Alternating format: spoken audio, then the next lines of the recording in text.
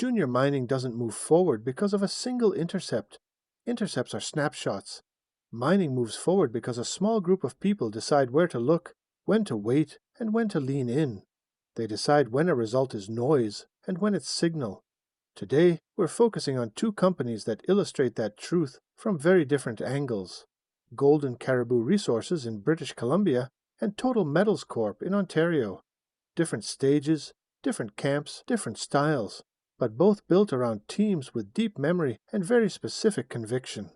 Welcome back to another episode of the JuniorMining.gold podcast, where we slow the noise down and spend time on the part of this business that actually determines outcomes.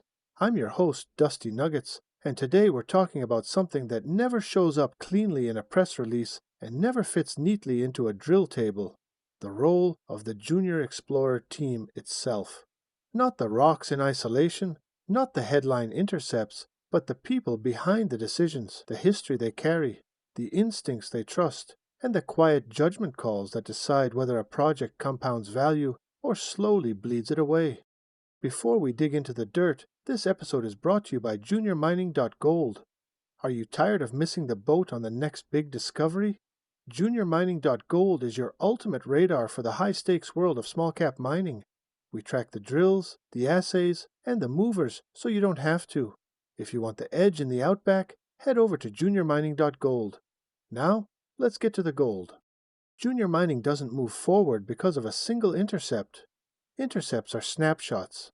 Mining moves forward because a small group of people decide where to look, when to wait, and when to lean in.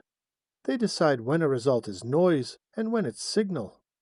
Today we're focusing on two companies that illustrate that truth from very different angles: Cariboo Resources in British Columbia and Total Metals Corp in Ontario.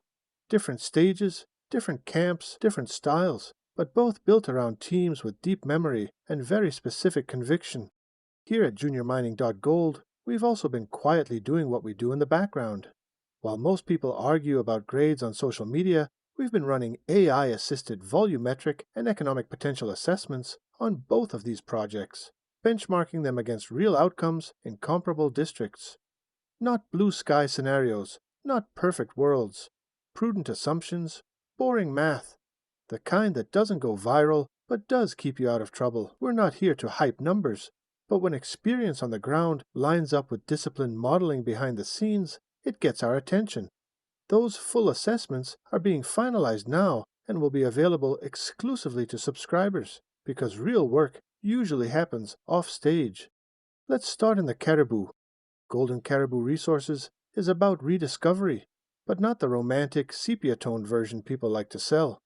This is rediscovery in the hard-earned, pattern recognition sense. Their flagship is the Quesnel Gold Quartz Mine property, a large land package in British Columbia's historic Cariboo Gold District. This isn't grassroots exploration in an unknown belt.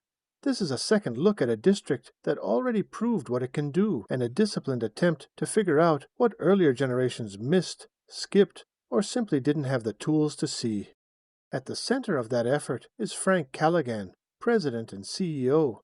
Frank stepped into this role in early 2024, but his relationship with the Cariboo goes back decades.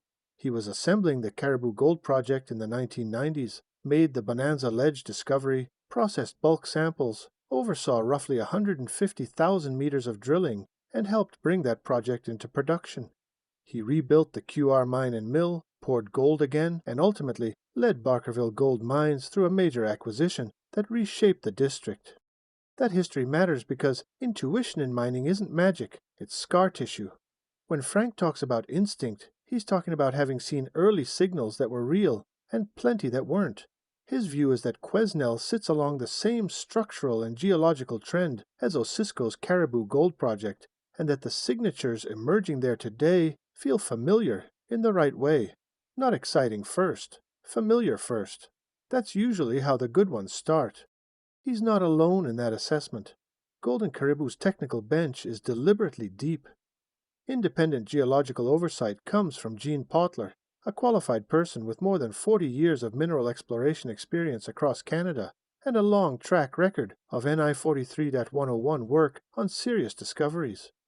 Regional context and economic geology insight are supported by Hassan Haidarian, whose work with the British Columbia Geological Survey adds another layer of discipline around structure, system type, and scale.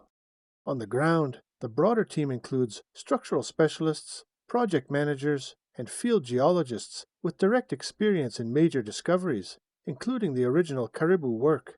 This is not a thin team stretched across too much land. It's a group assembled to answer very specific questions about continuity, controls, and size. In mining terms, this is less lottery ticket and more forensic accounting.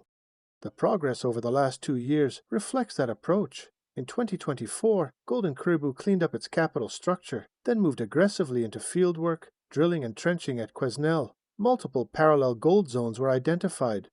The Halo Zone emerged with visible gold, consistent mineralization, and meaningful widths. Outcrop sampling extended known mineralization by roughly a kilometer. Drill results confirmed near-surface continuity, and the company expanded its land position dramatically, staking nearly 91,000 hectares to control the broader system. They also adopted advanced assay technology to improve grade accuracy. That's a small decision that says a lot. Teams that are guessing want faster headlines. Teams that are confident want better data. Financing followed, oversubscribed, allowing work to continue without interruption. In 2025, that momentum carried forward. A 2-phase drill program pushed deeper and farther, extending the Halo Zone and confirming geological contacts that support the broader thesis. Long intercepts, visible gold at depth, and parallel zones like KM Uno reinforce the idea that this isn't a one-structure story. Soil anomalies and geophysics continue to light up new targets. Drilling paused briefly for the holidays, but plans are already in place to resume in early 2026.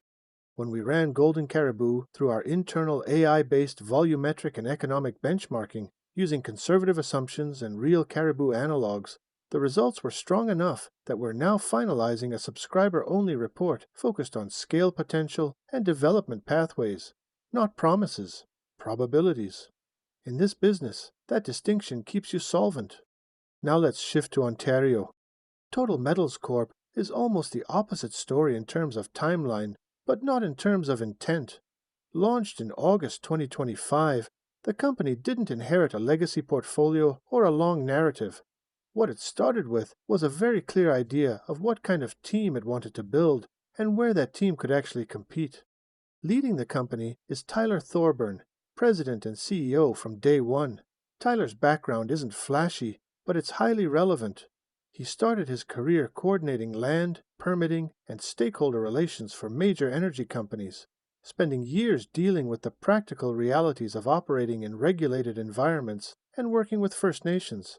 That experience doesn't show up in drill results, but it shows up later when projects move or don't. Over the last several years, Tyler focused on public markets and corporate development, helping junior resource companies assemble assets and capital. When Total Metals launched, the strategy was aggressive but narrow. Acquire high-grade gold projects in districts where the team already knew the rules of the game.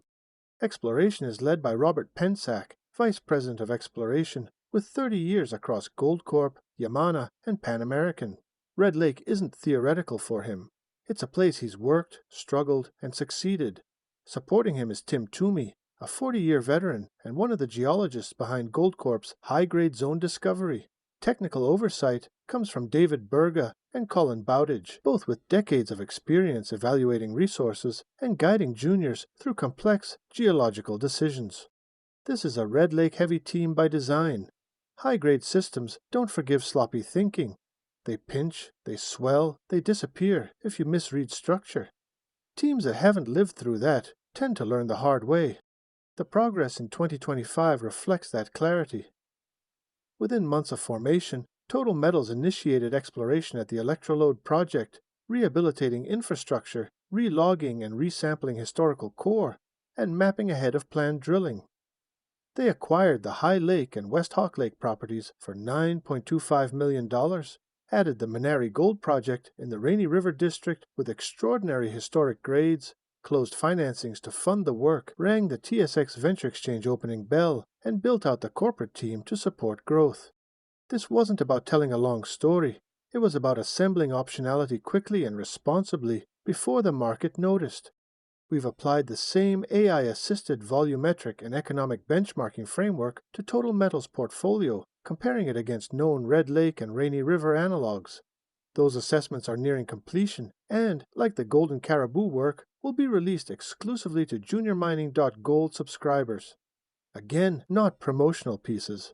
Decision tools designed to help investors understand what kinds of outcomes are plausible if the geology cooperates and the team executes.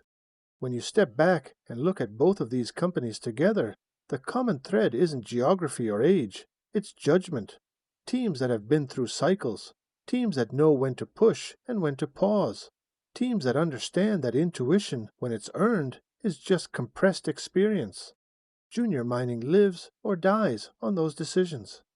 And as we continue building out our AI-based assessment platform here at JuniorMining.gold, our goal is simple: pair human experience with disciplined analysis and give subscribers a clearer lens on where real potential might exist before the noise takes over.